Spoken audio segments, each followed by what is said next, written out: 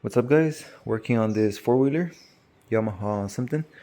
It's not mine. It's just trying to see if I can get it running. I did bring a good battery, and it has charge. I was gonna just boost it or jumper cables, but before I got that far, I took off the cap right here, and the fuel in there just smells like old fuel. It doesn't smell like gasoline anymore. So for sure, I'm gonna remove the gas tank. I barely began to disassemble it. I took off one bolt from here and then two from right here, but that's it. So I'm gonna go ahead and take off the fuel tank so I can get to the carburetor. We'll even crank it just to make sure that there's spark. But yeah, go ahead and start.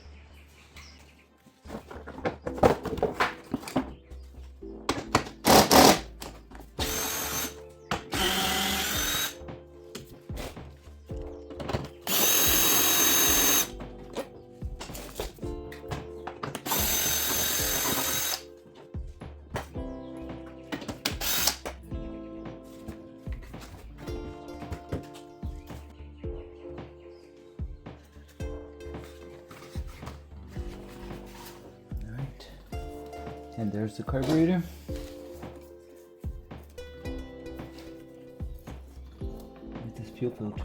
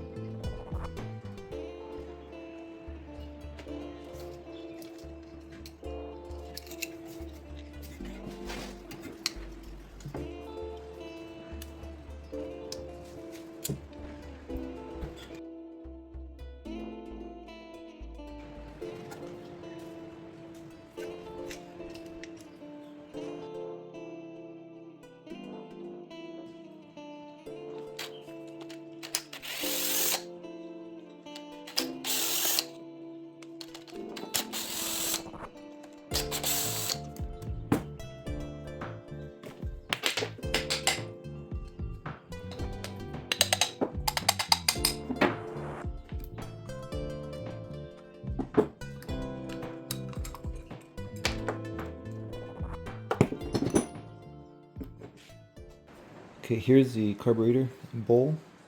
There's a little bit of that gunk from the old gasoline. We'll clean this up. It's the ethanol, I think.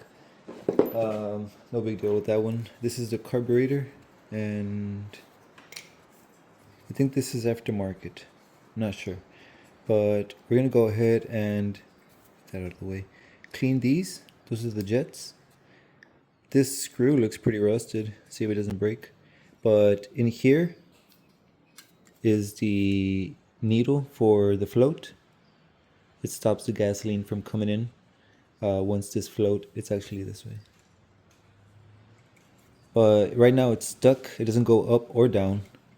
That's just the flex from the plastic. But the valve, I'm gonna see if I can carefully remove that bolt and the little needle valve, whatever it is. Take it off, clean it, see if it's still good, and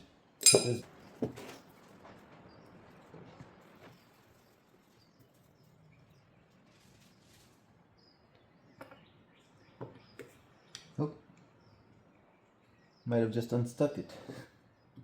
Got it unstuck. But we're still gonna clean it though.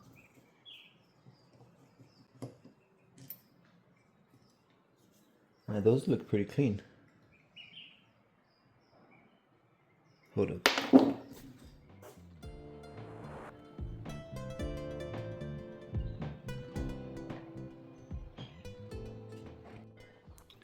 I think this is called the petcock, but you can see. Well, this one I already cleaned it a little bit with the acetone, but it was way dirtier. So there's no passage of fuel through here. And look at all the junk in there.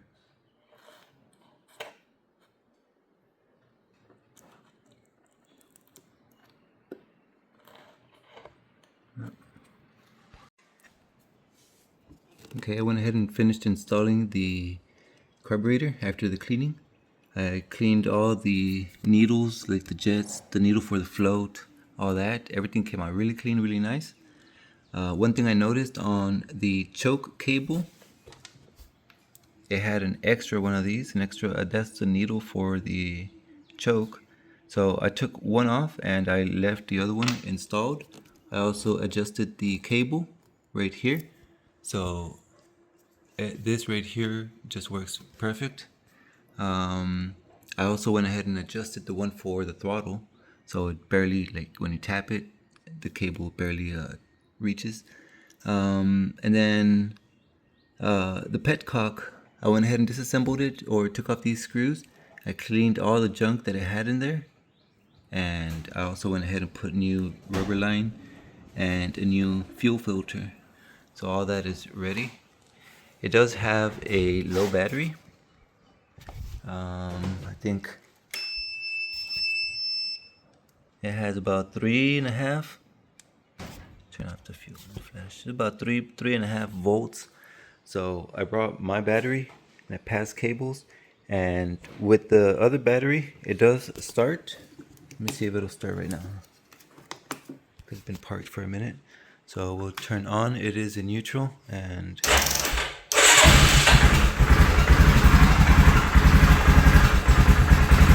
what side is it?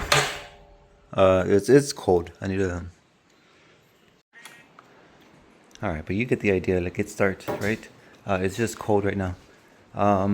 Here are the fuels. The one I removed smells completely nasty, by the way, very old. And this, it's still a few months old.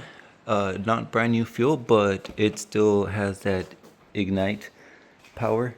So I do recommend. I mean, it was just about a quart or so just to see if it was gonna run. But there's a slight misfire, but that's just because of the fuel.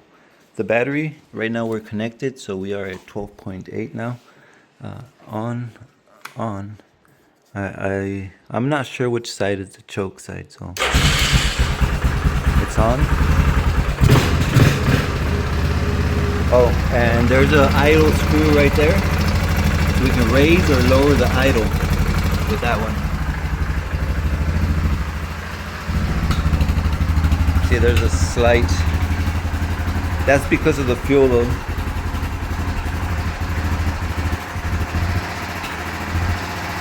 Let's take it out.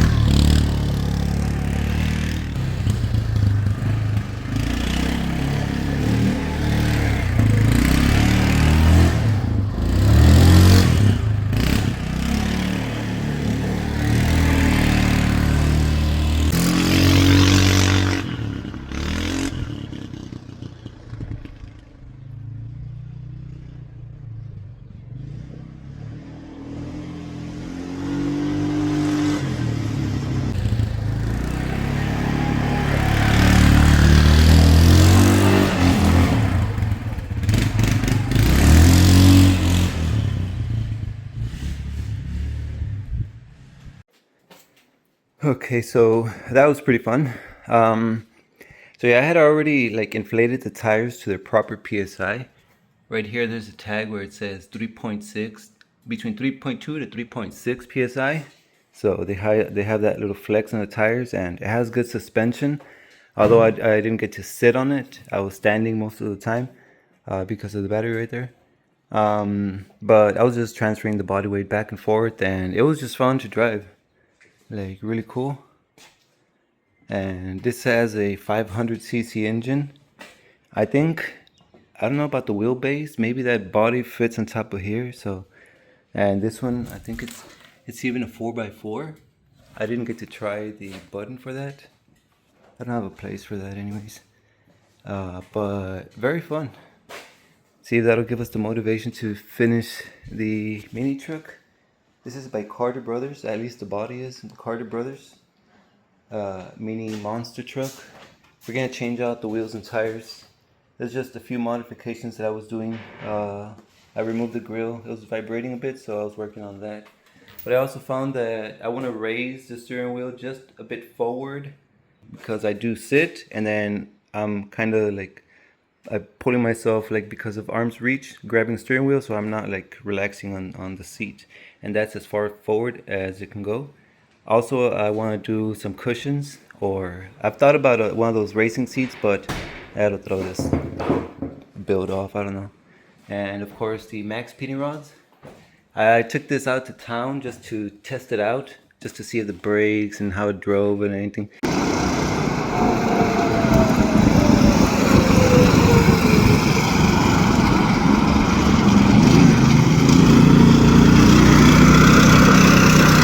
The max pitting rods, I took it's a torque converter, and I was just driving it within a block. It's in the city, so I didn't want to really take it out, right?